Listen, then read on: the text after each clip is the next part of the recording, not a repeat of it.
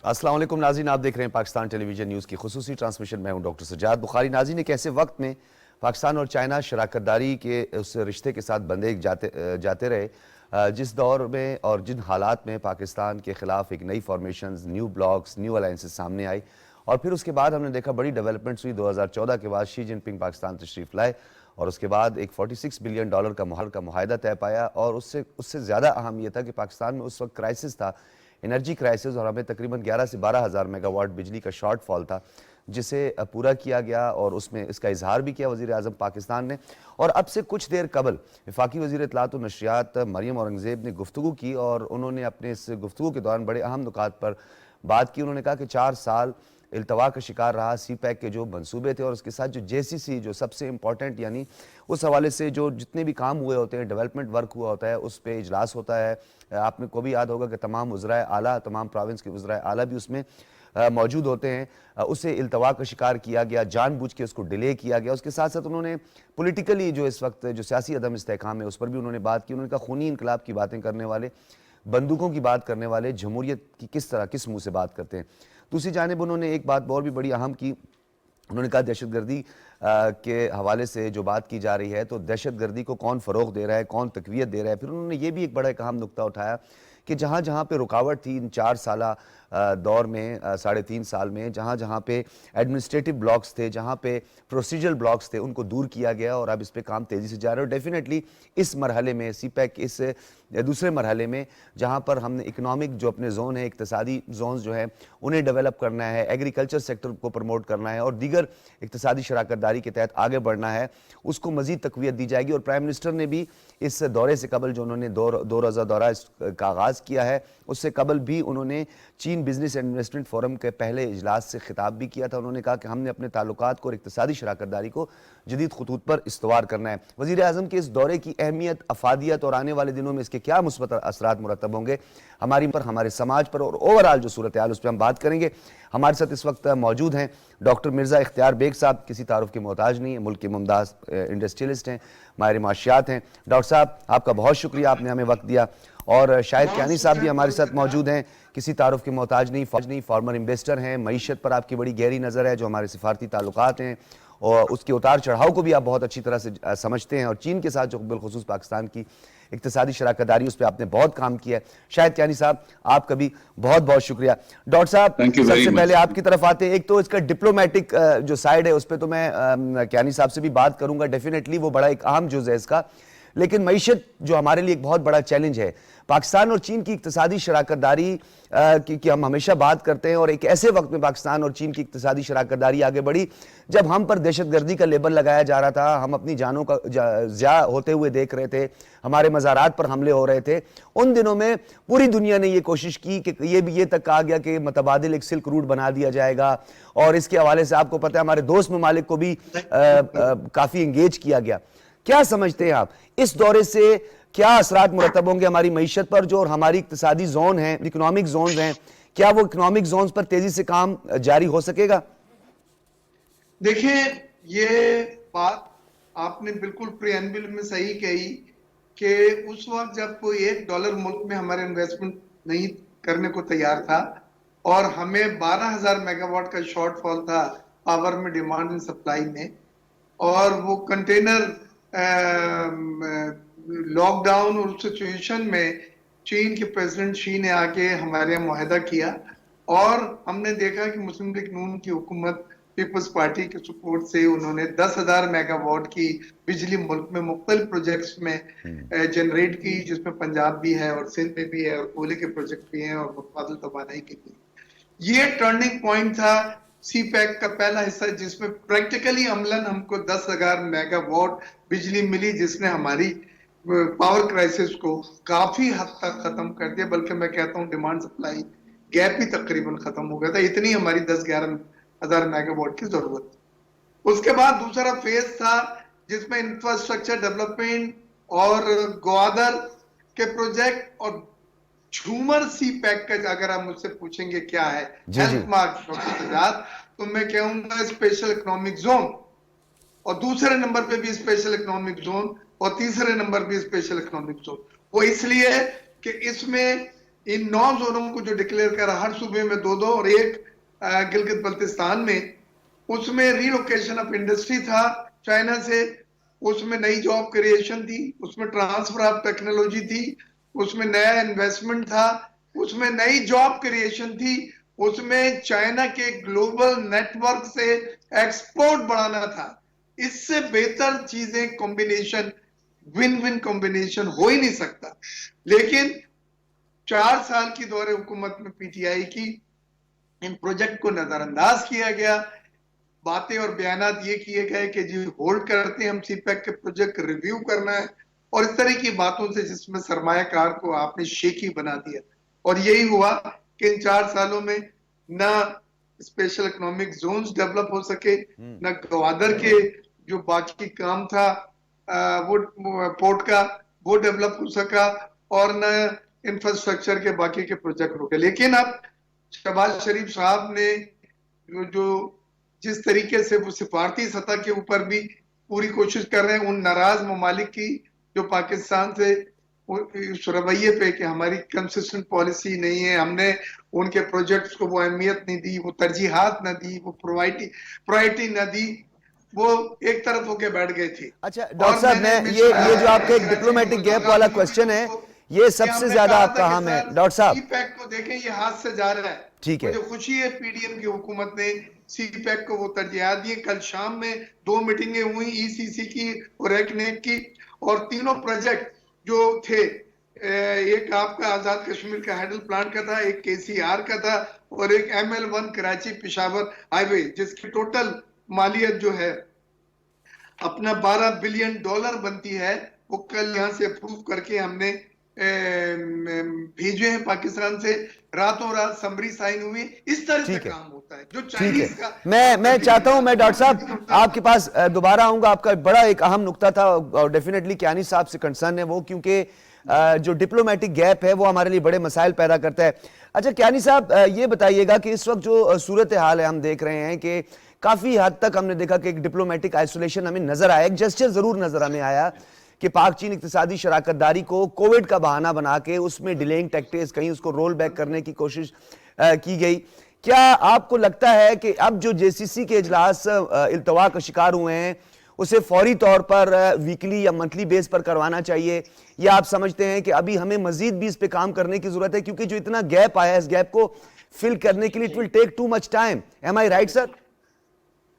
जी बिल्कुल ठीक कह रहे हैं। देखें, मैं आपको पहले बताऊं कि सबसे पहले इसकी अहमियत देखें कि ये जो चाइना की नेशनल पीपल्स कांग्रेस की जो कमेटी थी, मीटिंग है, उसके बाद प्रेसिडेंट शी का 3rd टाइम इलेक्ट हो जाना, ये और पाकिस्तान को अहमियत देना कि प्राइम मिनिस्टर ऑफ पाकिस्तान पहले फॉरेन विजिटर होंगे जो वहां जाएंगे। नंबर 2, ये जो ऑन रिकॉर्ड है कि वजीर आजम साहब उन चंद सियासतदानों में शामिल हैं जिन्होंने एज चीफ मिनिस्टर पंजाब बहुत काम किया। यकीन करें, जो स्कॉलरशिप दिलवाई, जो ट्रेनिंग दिलवाई स्टूडेंट्स को, इन्होंने बल्कि बलूचिस्तान से जो पंजाब की जो कोटा था लैंग्वेज का, दूसरी ट्रेनिंग का, वो इनको भी दिया। तो उनको ये शहबाज शरीफ साहब चाइनीज लीडरशिप के लिए नए नहीं हैं, बल्कि बड़ी तकवीत मिलती है, उनको बड़ी कॉन्फिडेंस मिलती है कि ये एक ऐसा सियासतदान पाकिस्तान से आ रहा है जो सीपैक को जानता है और पाकिस्तान की और चाइना रिलेशनशिप की जो इकोनॉमिक जो इसका कंटेंट इनको समझता है। ये बड़ी इंपॉर्टेंट है। अब देखिए, जो कल उन्होंने बयान दिया वज़ीर आज़म साहब ने, उन्होंने बताया कि अब देखें हम एक स्टेप क्वांटम जंप ले रहे हैं। हम अब इकोनॉमिक जोन्स के अंदर एग्रीकल्चर को भी हम दे रहे हैं, बड़ी अहमियत दे रहे हैं। गवादर की भी उन्होंने बात की है। तो ये चीज़ें बड़ी अहमियत रखती हैं, और ऐसे शख्स के साथ अभी चाइनीज़ बात करेंगे कि जो, मैंने फिर दोबारा दोहराऊंगा, जिसको जो जानता है कि इसकी अहमियत क्या है। जो पीछे होता रहा वो मुझे पता है, इसमें EPZs का जो मसला खड़ा हो गया 4 साल से, वो काम नहीं हुआ जो होना चाहिए था। बड़ा प्रेशियस टाइम वेस्ट कर दिया गया। लेकिन मैं अब ये समझता हूँ कि अब ये जब ये जा रहे हैं, इसके अंदर वो 2nd फेज भी शुरू हो रहा है फ्री ट्रेड एग्रीमेंट का, वो बहुत इंपॉर्टेंट है, क्योंकि इसमें हमने देखना है कि हम चाइना को क्या दे सकते हैं। क्योंकि हमें देखना, हमारे पास ऐसी चीजें होनी चाहिए एक्सपोर्ट करने के लिए जो चाइना चाहता है। एक और चीज बड़ी इंपॉर्टेंट है, ये एक अरसा दराज पहले शुरू हुआ था कि चाइना चाहता था कि अपनी कुछ इंडस्ट्रीज को रीलोकेट करे दूसरे मुल्कों में। जब वियतनाम था या बांग्लादेश था। अब पाकिस्तान जो है उसको हमें हमें सबसे इंपॉर्टेंट चीज जो है वन विंडो ऑपरेशन है। मैं ये थोड़ा सा ये तनकीदी बात करूंगा कि अरसा दराज से हमारा बोर्ड इन्वेस्टमेंट जो है कि वो वन विंडो ऑपरेशन वो अपॉर्चुनिटीज नहीं दे सका जो देनी चाहिए। अगर आप चाइना में चले जाएं और आपने कोई इंडस्ट्री लगानी हो तो वन विंडो ऑपरेशन में जमीन खरीदनी है, गैस, बिजली, पानी सब दे दिया जाता है, आपको स्किल्स भी दे दिए जाते हैं। हमें इस किस्म की, और हम उम्मीद करते हैं कि वज़ीर आज़म साहब जिस तरीके से हैं, जिस तरीके से अहमियत दे रहे हैं CPEC को, जिस तरीके से वो समझते हैं इस ताल्लुकात को, वो इस दफ़ा जो अपनी टीम लेके जा रहे हैं, मुझे उम्मीद करता हूं कि उनको वो जो अपॉर्चुनिटीज हैं वो इस किस्म का इतनी कॉन्फिडेंस देंगे कि चाइनीज अपनी इंडस्ट्री को रीलोकेट भी करें। और स्पेशली जो अभी इन्होंने ये जो बात कही ना, मुझे बड़ा दिल खुश होता है कि एग्रीकल्चर, जो पाकिस्तान की 60% कौम काम ही करती है एग्रीकल्चर में है, लेकिन हमारा सुस्त रवि होगी एग्रीकल्चर के अंदर। और अभी ये फ्लड्स की वजह से और हमारे हालात खराब हैं, तो उम्मीद करते हैं कि ये वापस आएंगे, जो वहां जाएंगे वापस आएंगे, कुछ एग्रीमेंट भी साइन होनी है। We will take a quantum jump in our economic relation with China. अच्छा कियानी साहब, एक और बड़ा इसमें अहम नुकता है, इससे पहले डॉक्टर साहब भी इसी हवाले से बात कर रहे थे। आपको याद होगा कि जब पाकिस्तान और चाइना की इक़्तिसादी शराकतदारी आई तो उन दिनों में बहुत मुश्किल हालात थे। फिर आपने देखा G8 ममालिक इकट्ठे हुए, फिर यूरोप के कुछ ममालिक ने बोला कि हम अपनी इस जमहूरियत को फ़रोग़ देंगे और जनूबी एशिया के ममालिक को इससे इस्तेफ़ादा करवाएंगे। फिर फौरी तौर पर कहा कि इसके मतबादिल सिल्क रूट बनाया जाए। फिर उसके साथ साथ आपको याद होगा फिर एक और बड़ी हमारे लिए मुश्किल खड़ी हुई और उस पर बहुत ज़्यादा बात भी हुई, उस वक्त नुक्ताचीनी भी हुई। जो वांग जी हैं इनके वज़ीर ख़ारजा, वो फ़ौरन जो है पहुँच गए तेहरान, उन्होंने वहाँ $300 बिलियन की इन्वेस्टमेंट कर दी। नेपाल तक जो है वो पहुँच गए और चाइना इंडिया को बहुत ज़्यादा बुरा भी लगा और अब तो ये मैक्सिकन्स तक बात पहुँच रही है। तो नंबर ऑफ पार्टनर्स बढ़ते रहे, लेकिन पाकिस्तान जो अथोराइज्ड था इन नंबर ऑफ पार्टनर्स को बढ़ाने में, वहां आज पाकिस्तान कहां खड़ा है? आपको क्या लगता है कि क्या पाकिस्तान आज भी उतना ही अथोराइज्ड है, उतना ही इंपॉर्टेंट है? देखिए जी, पाकिस्तान की जो जियोपॉलिटिकल लोकेशन है ना, जिसे कहते हैं इंग्लिश में टेरेन ऑफ ज्योग्राफी, वो ऐसी है कि हमें स्पेशली जब बात करता हूँ चीन पाकिस्तान की, वो इग्नोर नहीं कर सकते। सबसे बड़ी हमारे पास एडवांटेज है एज कम्पेयर टू इंडिया। देखें, याद रखें कि इंडिया की और चाइना की, इन स्पाइट ऑफ देयर जो अभी लद्दाख में मसला हुआ, जो बॉर्डर डिमार्केट नहीं हुआ, उनकी जो टू वे ट्रेड है नियरली $1 ट्रिलियन की है। हम वहां तक पहुंच नहीं सके, लेकिन हमारा जो एडवांटेज है कि पाकिस्तान चाइना का जो बॉर्डर एग्रीमेंट जो अप्रैल 1963 में हुआ था, उससे मसले मसाइल जीरो हैं, जबकि चीन और इंडिया के मसले मसाइल खत्म ही नहीं हो रहे। ठीक है जी, ये फिर पाकिस्तान चाइना क्योंकि प्रॉब्लम फ्री रिलेशनशिप है, इसलिए हमें एडवांटेज है कि हम अपनी रिलेशन इकोनॉमिक जो है बढ़ा सकते हैं। अब चाइना का जो सॉफ्ट इमेज है एज कम्पेयर टू US, दोनों के आपस में आपको पता रिफ्ट तो चल रही है, वो ये है कि चाइना ने किसी मुल्क के साथ जंग नहीं की सिवाय इंडिया के, वो भी बॉर्डर की वजह से मसला खड़ा हुआ। तो ये एक एडवांटेज है कि चाइना आपको ऑफर, जो इसकी सॉफ्ट इमेज है, जहां जा रहे हैं अफ्रीका के अंदर का बहुत बड़ा फुटप्रिंट है, नेपाल में भी है, श्रीलंका में भी है, बांग्लादेश में भी है, वो उनके लोगों की, आम आदमी की हालात को बेहतर करने के लिए वो जो इन्वेस्टमेंट कर रहे हैं। ये चीज दूसरे लोगों को, वेस्टर्न कंट्रीज को ये हजम नहीं होती, लेकिन वो ये सोचते नहीं है कि इस मुश्किल हालात में कोई मुल्क हमारी मदद करने के लिए नहीं आया, सिर्फ चीन आया। ठीक है, तो ये तो हम इग्नोर तो नहीं कर सकते ना, क्योंकि इसका इम्पैक्ट आम आदमी के ऊपर है। ये देखें ना, ये आम आदमी के इम्पैक्ट की वजह से चाइना की इमेज जो है बहुत अच्छी है। तो इसी वजह से ये वज़ीर आज़म साहब की जो विजिट है, ये मैं समझता हूँ, और मैं समझता हूँ कि हमने फिर दोबारा दोहराऊंगा कि लेट अस होप कि वज़ीर आज़म साहब कन्विंस कर लेते हैं चाइना लीडरशिप को, क्योंकि ये जो वन विंडो ऑपरेशन है, ये बोर्ड इन्वेस्टमेंट हमारा इतना मजबूत है और इतनी सहूलतें आपको देगा कि आप आए और हमारे पास इसको इनलार्ज करें CPEC को। ठीक है डॉक्टर साहब, मैं आपकी तरफ आऊंगा। जिस तरीके से एक बोर्ड ऑफ इन्वेस्टमेंट के हवाले से डॉक्टर साहब ने कहा कि उसमें वन विंडो ऑपरेशन, उस वन विंडो ऑपरेशन को जिद्दत देने की भी जरूरत है। दूसरी जानिब एक और बड़ा अहम नुकता है यहाँ पे, आपको याद होगा हम बड़े साथ साथ रहे डॉक्टर साहब, आप भी हमारे साथ मुतादिद शोज में भी साथ थे। फर्स्ट ट्रेड कॉन्वॉय था, मैं उसका हिस्सा था, ये पूरा ट्रेड कॉन्वॉय मेरे सामने गया। उस ट्रेड कॉन्वॉय के बाद एक बहुत बड़ा गैप आया कि जो वेस्टर्न अलाइनमेंट थी उस पर भी बहुत सारे हमारे खिलाफ मनफी प्रोपेगेंडे शुरू हो गए कि इस पे काम नहीं हो रहा, मोटरवेज नहीं बनाई जा रही। क्या लगता है आपको, इसको किस तरह हम दोबारा से, क्योंकि गवादर में 10 बर्थ बनने थे, अभी दूसरे बर्थ पे काम हो रहा है, इसी तरीके से गवादर इंटरनेशनल एयरपोर्ट जो है उसे भी अभी तक मुकम्मल ऑपरेशनल या फंक्शनल होने में भी थोड़ा सा टाइम लगेगा। तो क्या आपको लगता है सर, क्या इस पर हमारा जोर होना चाहिए कि इस गैप को जल्द से जल्द फिल करें, 60 लाख जॉब्स अपॉर्चुनिटीज आए सामने, मकामी लोग उससे इस्तेफादा करें? देखिए, जैसे हमारे भाई ने कहा कि अब सदर शी जो है वो दोबारा तीसरी टर्म के लिए सदर मुंतखब होकर आए और बहुत स्ट्रॉन्ग पावर के साथ आए हैं। उनकी जो पॉलिसीज है उसको कोई तब्दील नहीं कर सकता अनलेस आइन में तब्दील की जाए चाइना के। तो ये बड़ा अच्छा मौका है, क्योंकि कोई नए सदर आते तो फिर उनको समझाना, फिर उनको बताना, फिर उनका एतमाद बहाल करना, फिर माजी की कोताहियों की क्लैरिफिकेशन करना बड़ा मुश्किल होता। अल्लाह का शुक्र है कि यही है, पाकिस्तान के बारे में सॉफ्ट कॉर्नर रखते हैं। इन्होंने ही एग्रीमेंट साइन किया था सीपैक का और ये पाकिस्तान को बहुत बेहतर तरीके से जानते हैं। यहाँ पे मैं ये कहूंगा जो इरिटेंट्स हैं सीपैक के, उनको सही किया जाए। सीपैक के इरिटेंट्स में एक तो पहला यही था कि 4 साल में जो हुकूमत आई उन्होंने सीपैक को वो तरजीहात, वो प्रायोरिटी नहीं दी जिससे ये शुरू किया गया था, जिसकी वजह से तमाम प्रोजेक्ट जो हैं वो डिले हुए, इग्नोर हुए, डोमिनेंट हुए। तो अब वो तो शहबाज शरीफ साहब ने तमाम प्रोजेक्ट को रिवाइव किया है। दूसरी चीज थी कि चाइनीज जो पावर सप्लायर्स हैं, इंडिपेंडेंट पावर सप्लायर, उनकी पेमेंटें रुक गई थी। $300 बिलियन तक अभी 300 बिलियन रुपीस तक की सर्कुलर डेट में उनके पैसे हैं जो उन्होंने पावर सप्लाई करके दी थी, लेकिन उन्हें पेमेंटें नहीं हुई। ये भी एक सेटबैक था, ये भी एक इरिटेंट्स था। अब उसमें कल एस्क्रो अकाउंट जो इसके लिए खुला था PERF का, पाकिस्तानी एनर्जी रिफंड का, तो उसमें 50 अरब रुपए जो हैं वो रिस्टोर किए गए हैं, मतलब खोले गए हैं देने के लिए एस्क्रो अकाउंट से। टोटल ये 300 अरब रुपए तक है। ये एक बड़ी अच्छी बात है। फिर चाइना के साथ साथ हम सिर्फ एक ही चीज पे जोर दे रहे थे पिछली हुकूमत में कि जी अपने आप रिशेड्यूल कर दें लोन।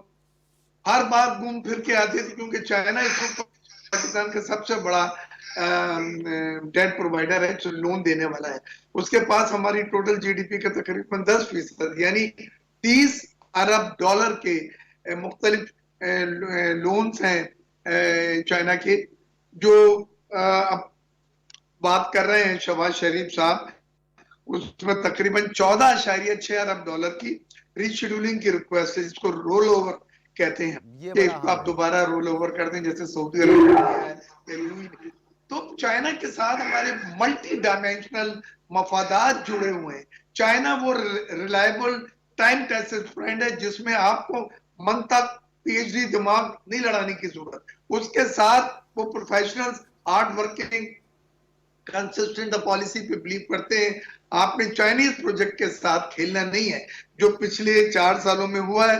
और मुझे बहुत दुख है रीलोकेशन ऑफ इंडस्ट्रीज में। आपको याद है मैं चाइना भी गया था, federation of Pakistan chamber of commerce की तरफ से चाइनीज डेलीगेशन भी कराची आए थे, फेडरेशन हाउस में हमारी मुलाकातें हुई। 1-1 लाख स्पेंडल के वो एक मिलियन स्पेंडल के वो प्रोजेक्ट जो हैं वो पाकिस्तान शिफ्ट करना चाहते हैं, क्योंकि लेबर चाइना में महंगी हो गई है। और टेक्सटाइल में हम आंख बंद करके यही चाइनीज मशीन इस्तेमाल कर रहे हैं। पिछले 20-35 सालों जब मैंने शुरू किया था 92 में चाइनीज मशीन हमने लगाई थी। तो ये एक अल्लाह ताला ने मौका दिया है कि जब रिलोकेशन ऑफ इंडस्ट्रीज होंगी। अभी उन्होंने मोटरसाइकिल के पार्ट्स की पोर्ट कासिम में 4 इंडस्ट्री मुंतकिल की हैं, लेकिन हमें बड़े स्केल की इंडस्ट्री भी। डॉक्टर साहब, इसमें ये जो आप बात कर रहे हैं, खास तौर पर आपने एनर्जी सेक्टर के हवाले से बात की, तो पहली इन्वेस्टमेंट में $10 बिलियन तो फौरी तौर पर इनिशिएट लिया गया कि जी इसको एनर्जी सेक्टर किया जाएगा। अभी जो इस वक्त हमें करंटली हम देख रहे हैं, हमें क्राइसिस है इस वक्त, हमारा शॉर्टफॉल जो है वो तो बाज़ाहिर नहीं है, लेकिन हमारी लाइन लॉसेस और हमारी ट्रांसमिशन लाइन और हमारा जो इंफ्रास्ट्रक्चर है इलेक्ट्रिसिटी का, उसको दोबारा से बनाने की जरूरत है। और डेफिनेटली अगर हम उसकी तरफ नहीं गए, क्योंकि पिछली हुकूमत में तो उन्होंने जो लाइन लॉसेस थी उसको भी काफी हद तक कवर किया, कॉस्ट ऑफ प्रोडक्शन पर भी बहुत ज्यादा काम किया, लेकिन अभी डिस्ट्रीब्यूशन और हमारे लिए ट्रांसमिशन लाइन, उसके इंफ्रास्ट्रक्चर को दोबारा से रीबिल्ड करना है। तो क्या आपको नहीं लगता कि ये भी हमारा फोकस होना चाहिए? जी देखिए, पावर जनरेशन का तो हमारा मिशन डॉक्टर सज्जाद अकम्प्लिश हो गया। अल्लाह ताला ने 10,000 मेगावाट की additional power in the grid हमें हासिल हो गई है। लेकिन ट्रांसमिशन डिस्ट्रीब्यूशन की जो पॉलिसी एक तो लेट आई, फिर उसकी वो पैकेज में बहुत सारे लकूनस थे, हमने भी उसको टेकअप कराया पावर मिनिस्ट्री से, लेकिन ट्रांसमिशन और डिस्ट्रीब्यूशन में सरमायाकारी नहीं हो सकी, ना बैरूनी सरमायाकारों की ना मुकामी सरमायाकारों की। लिहाजा आपका सिस्टम का ऑगमेंटेशन नहीं हो सका। सिस्टम में एक्सपेंशन कैपेसिटी, जो इजाफी बिजली जनरेट हो रही है उसको ट्रांसमिट करनी, यही वजह है कि आए दिन आप देखते हैं कि ब्रेकडाउन होते हैं नेशनल ग्रिड में। अभी भी चंद दिनों पहले पूरा पाकिस्तान डार्क हो गया था। लिहाजा जरूरत इस बात की है कि पावर जनरेशन के बाद उस पावर को मिनिमम टीएनडी लॉसेस के साथ, minimum transmission and distribution losses के साथ, जो दुनिया में 6% एक्सेप्टेबल है, हमारे यहाँ तो अभी भी 25% और 30% है। और ये ट्रांसमिशन डिस्ट्रीब्यूशन एक खूबसूरत लफ्ज है जो मैं आपको इस्तेमाल कर रहा हूँ। बिल्कुल, ये इसमें आधे से ज्यादा कुंडा है, इसमें आधे से ज्यादा चोरी है, ऑब्सोलीट सिस्टम है, करप्शन है। हमें एडमिनिस्ट्रेटिव मेजर्स भी सर, लेने फिर कॉस्ट ऑफ होंगे। प्रोडक्शन भी हमारे लिए बहुत है। हमने शिफ्ट करने हैं अपने जो मंसूबे हैं, जो फर्नेस ऑयल से हैं, उसको हमने मुतबादिल एनर्जी पर भी शिफ्ट करना है। डेफिनेटली उसको शिफ्ट करने के लिए भी हमें भारी मुआवजे की जरूरत होगी और डेफिनेटली, और उसमें टाइम भी हमें थोड़ा सा लगेगा। लेकिन कॉस्ट ऑफ प्रोडक्शन है कि हम प्रोडक्शन हमारी 28 से 30 रुपए या 40 रुपए हम एक यूनिट जो है वो प्रोड्यूस करते हैं और उसके बाद फिर हम उन सार्फिन को पहुंचाते हैं, हमें सब्सिडी देनी पड़ती है, तो वो तो हमारे लिए बहुत बड़ा लॉस है। जी आप बिल्कुल सही कह रहे हैं। हमें मुतबादल तवानाई के मंसूबों से सस्ती बिजली पैदा करनी होगी। मुतबादल तवानाई में विंड पावर, सोलर, कोयला, हाइड्रो और न्यूक्लियर एनर्जी के प्रोजेक्ट हैं, जहां पे बिजली 8 रुपए फी यूनिट पैदा होती है, कहीं 11 रुपए फी यूनिट पैदा होती है। 365 दिन हमारे यहाँ सूरज है, छुट्टी कोई दिन नहीं है। लिहाजा हमें फर्नेस ऑयल से खुदा के वास्ते पे निकले। दुनिया का सबसे महंगा फ्यूल और जिन पावर हाउसेस में इस्तेमाल किया जा रहा है वो सबसे अनएफिशिएंट है। कोई 20% एफिशिएंसी पे काम कर रहा है, कोई 22% पे काम कर रहा है। तो सबसे महंगा फ्यूल, सबसे कम एफिशिएंसी से जब बिजली पैदा हो रही है तो 46 रुपए की बिजली पैदा हो रही है, जो छू भी नहीं सकते आप, इतनी महंगी है। बिल्कुल लिहाजा हमें मुतबादिल तवानाई के मैं आता हूं आपकी तरफ डॉक्टर साहब, यही नुक्ते को हम आगे भी बढ़ाएंगे। क्यानी साहब, जहां पर हम अपने इक्तिसादी जोन की बात करते हैं, जहां हमारी प्रोडक्शन के हवाले से, हमारे एनर्जी क्राइसिस के हवाले से हम बात करते हैं, वहीं पर बैनुल अक़वामी सतह पर मैं चाहता हूं कि वो टिपिकल जो स्पेसिफिक डिप्लोमेटिक टर्मिनोलॉजी है उसे मैं इस्तेमाल नहीं करना चाहूंगा। आम लफ्जों में अमेरिका बहादुर को और कुछ मगरिब की कुव्वतों को चीन और पाकिस्तान की इक्तिसादी शराकतदारी सी पैक के तनाजुर में ले लें, या ये शहद से मीठी उनको नहीं भाती, उनको बहुत कड़वी लगती है। नए आपने देखा फॉर्मेशंस हुई, क्वाड बना, ऑकस बना, कि चीन और पाकिस्तान को किसी न किसी तरह के, चाइना को खास तौर पे कंटेन करने के लिए थानेदार भी रख दिया गया। पाकिस्तान की जो हिकमत अमली है नेशनल सिक्योरिटी पॉलिसी को भी मद्देनजर रखते हुए, जो जियो इकोनॉमिक्स पर और एक सिटीजन सेंट्रिक पर हमने मुहित किया उसको, क्या लगता है आपको कि यही कंटिन्यूटी होनी चाहिए हमारी? देखिए जी, मैं पहले जरा ये जो बेग साहब ने बात की उसमें थोड़ा सा ऐड करूंगा। ये जो हमारी सक्सेसिव गवर्नमेंट्स, मैं अगर 15-20 साल या 25 साल देख लें, किसी में माजरत के साथ जरूरत नहीं हुई कि ये जो बिजली की चोरी है, कुंडा जो कहते हैं जिसका, कि उनको पकड़ा जाए। आज तक नहीं किसी ने किया। दूसरा, ट्रांसमिशन लाइंस की वीकनेस है। एशियन डेवलपमेंट बैंक का एक प्रोजेक्ट है जिसमें जितनी ट्रांसमिशन लाइंस हैं उसको चेंज किया जा रहा है, क्योंकि उसमें सख्त ही नहीं है कि बिजली को ले जाने की। आम आदमी तो समझ नहीं सकता ना कि पावर लॉसेस जिसे कहते हैं हो रहे हैं। ये दोनों वजह से हैं, चोरी भी है और ये भी है। तीसरा, करप्शन है, वो भी किसी ने उसमें हाथ नहीं डाला। इनको भी करने की जरूरत है। बाकी बिल्कुल ठीक कहते हैं, फर्नेस ऑयल नहीं। लेकिन एक और चीज, इसके बाद मैं फिर इंटरनेशनल पे जाऊंगा, कि सोलर एनर्जी के ऊपर कन्फ्लिक्टिंग न्यूज अखबारों में आती है हुकूमत की पॉलिसी की तरफ से। अगर आप सोलर एनर्जी के ऊपर भी, अगर हम ये जो इजाजत है कि जी आप ये जो सोलर पैनल्स हैं मुल्क के अंदर ही बनने शुरू हो जाएं चाइनीज हेल्प के साथ, और आम आदमी को दे दिए जाएं, मतलब आप खरीदें, ये नहीं कि तो आपकी ये जो है जो बिजली का जो बहरान है वो काफी हद तक कम हो जाएगा, मैं आपको बता रहा हूँ। अच्छा, अब आ जाए ये आज आप लेटेस्ट न्यूज सुने कि जो सेक्रेटरी ऑफ डिफेंस हैं अमेरिका के, उन्होंने अपनी सेनेट कमेटी को बताया कि जी हम हिंदुस्तान के साथ और क्लोज ताल्लुकात पैदा कर रहे हैं ताकि ये जो हिंदुस्तान के साथ इसकी जो इन्फ्लुएंस को कंटेन किया जाए। बात यह है, और क्या कर रहे हैं हिंदुस्तान के साथ उसका मैं आपको अभी बता दूं। हिंदुस्तान और चीन, मैं बिल्कुल एक रियलिस्ट अप्रोच बता रहा हूँ। ये अभी जो लद्दाख के अंदर 2020 में उनका स्टैंड ऑफ हुआ, जिसमें बड़ी सख्त इंडिया को बड़ी मार पड़ी, इमेज भी तबाह हुई, लेकिन उन्होंने आपस में तयशुदा करके फौज को भी वापस बुला लिया और अपने इकोनॉमिक कंटेंट को बढ़ा दिया। मैं आपको इतना बता दूं, हिंदुस्तान और चीन क्योंकि इनके बॉर्डर्स मिलते हैं, कोई एग्जिस्टेंस का मसला है, तो वो उनको पता है कि वो कहां तक जा सकते हैं दोनों को। ये अमेरिका बहादुर जो मर्जी करता रहे, धक्का धकाता रहे, पुश करता रहे, चाइना को वो कंटेन नहीं कर सकता हिंदुस्तान के थ्रू। हिंदुस्तान को भी पता है ये सिर्फ ड्रामाबाजी होती रहेगी और हम वैसे भी इससे दूर हटे में हैं, हमें कुछ जरूरत है हम इसमें सियासत में पड़े। हमारा काम तो है कि जो हमारा फॉरेन पॉलिसी, चाइना के साथ ताल्लुकात हमारे फॉरेन पॉलिसी के ये पिवटल इसके साथ उसका रोल है, तो हम उसको हटाएंगे नहीं। हमें सबसे ताल्लुकात बेहतर करने की जरूरत है, लेकिन चीन के साथ हमारी रिलेशनशिप बहुत इंपॉर्टेंट है और इसमें इकोनॉमिक कंटेंट भी है, पॉलिटिकल कंटेंट भी है, डिफेंस कंटेंट भी है, तो बहुत जरूरी है। हमें बोलने की जरूरत नहीं है अमेरिका को कि जी हम ये करेंगे नहीं करेंगे, हम अपने ताल्लुकात सीधे रखे में हैं। हमें कोई ना बताया कि हम ताल्लुकात किससे क्या करें, क्योंकि हमारे ताल्लुकात चीन के साथ किसी के खिलाफ नहीं है। बिल्कुल ये समझने की कोशिश करनी चाहिए। तो ये दौरा जो है बहुत इंपॉर्टेंट है। वो अपनी बात की थी ना कि अमेरिका ने वो क्या न्यूजीलैंड ऑस्ट्रेलिया को मिला के, साउथ कोरिया को मिला के, जापान के साथ मिला के बहुत सारे अलायंसेस बनाए हुए हैं, लेकिन मैं इतना बता दूं चाइनीज बड़ी अक्लमंद लीडरशिप है, वो इससे दूर हटी भी है। वो अपना जो भी इकोनॉमिक कंटेंट है, अपना इन्फ्लुएंस है, वो इनलार्ज कर रहे हैं। यूनाइटेड नेशन चार्टर इजाजत देता है, एक सॉवरेन मुल्क है, कि वो ये करता रहेगा, वो किसी में पड़ना नहीं चाहता। अभी तक तो मैं आपको बता दूं अमेरिका के पास कोई प्रूफ नहीं है कि चाइना ने अपने जो इन्फ्लुएंस बढ़ा रहा है, इकोनॉमिक है, वो किसी के इंटरेस्ट के खिलाफ जा रहा है, किसी मुल्क को इस पे वो नहीं है। बहुत शुक्रिया।